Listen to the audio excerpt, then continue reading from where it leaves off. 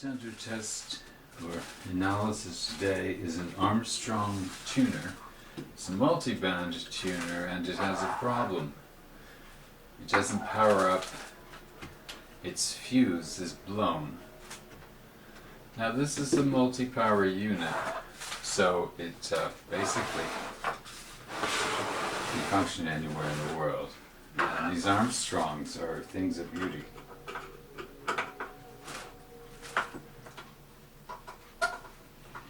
Immediately remove 2 screws at the back.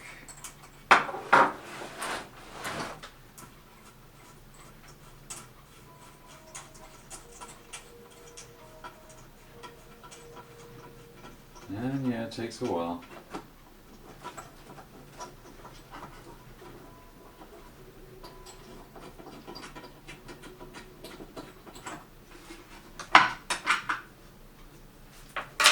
Done.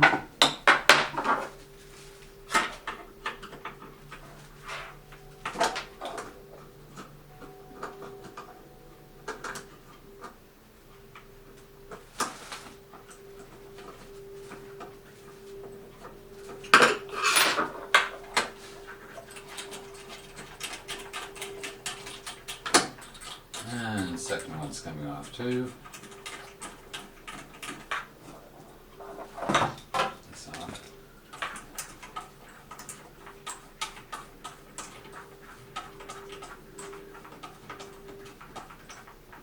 And it's done. Okay. This is all you need to do.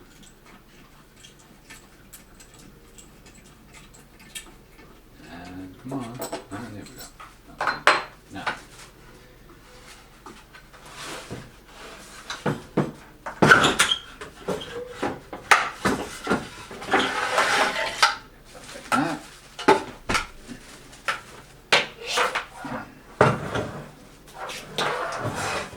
And there, you can see the interior. It's rather beautiful. It's got, this is the FM tuning capacitor, this is the AM tuning capacitor, so they're broken out. This is the AM tuner, complete.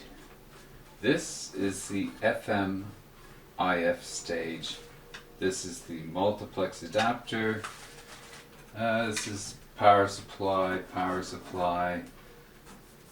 transformer, and this is our fuse. So, I have to bypass, I have to plug this in and see what's going on with this unit. So, let's check it out. I'm going to plug it in.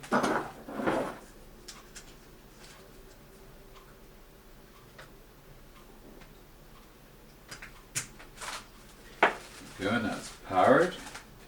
Power is on, but nothing's happening. Okay. So the first thing I'm going to do is I'm going to see what happens when I bypass the fuse. It might power up, or it could produce a big spark. If it produces a big spark, that's the end of the show. It's not doing anything. Okay.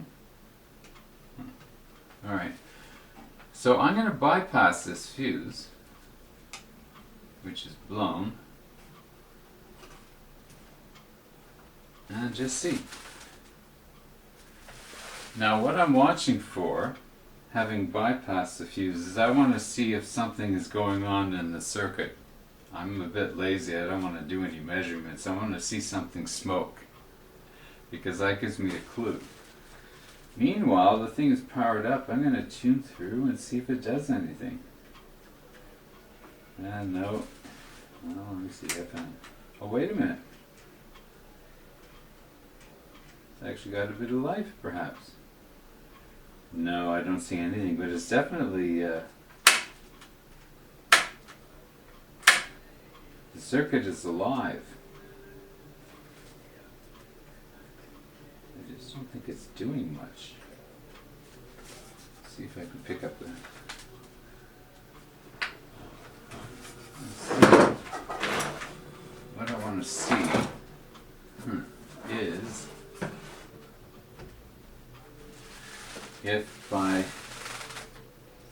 touching the 300 ohm antenna terminal, I can get anything out of this light here, which would indicate life in the tuner. Because the meter is not very illuminating right now, it's just stuck in one position. So I've got nothing. So that's fine.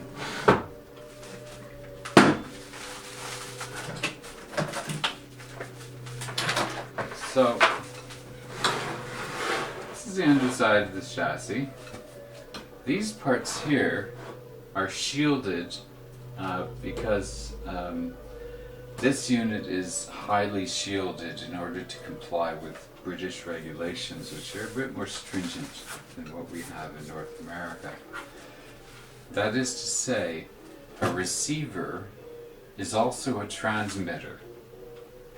So when the receiver receives any given frequency, it's going to convert it inside the front end from the frequency that you've selected to an intermediate frequency of 10.7 megahertz.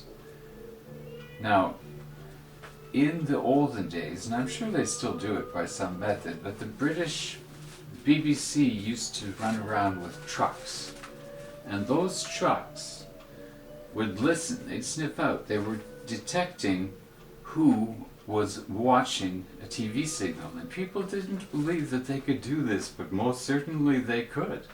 All they had to do was tune in to 10.7 megahertz, or whatever the frequency happened to be. It's not, I think it's around 4.5 megahertz for television, but TV for me is a long, long time ago. But all they had to do was tune in to the intermediate frequency and just drive around and see what strong signals were being detected, because the television receiver would also transmit a signal at its intermediate frequency, because it probably didn't have the kind of shielding that this unit has. So it's still powered up,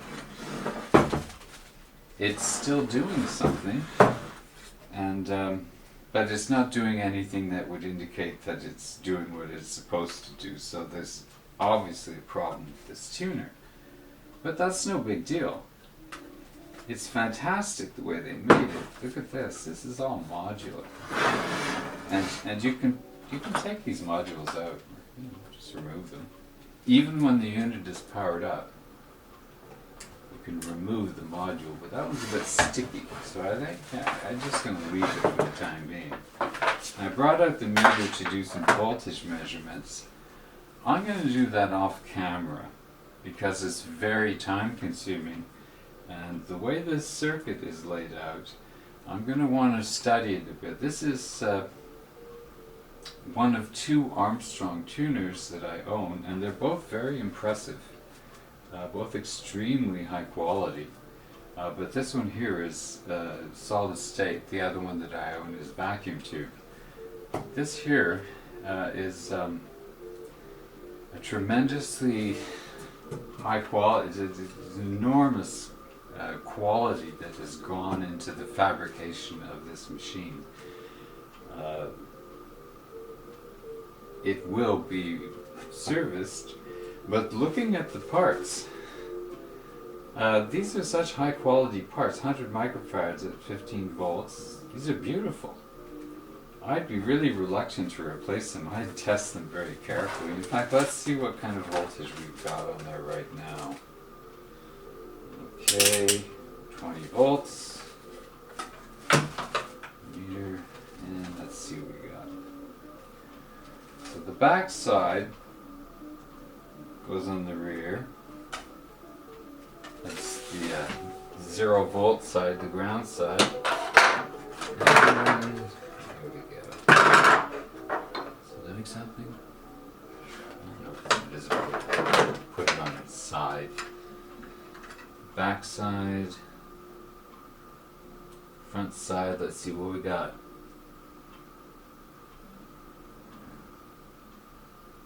.91. It's an awfully low voltage for a unit that's supposed to be 15. That's 7. That's a bit better. But still, these are really, really Not the kind of readings that I would expect to see. Okay, for 25 volt electrolytic capacitors, you just wouldn't use them. That one's got nothing on it. Wait. No? Zip. Okay, that one's got something.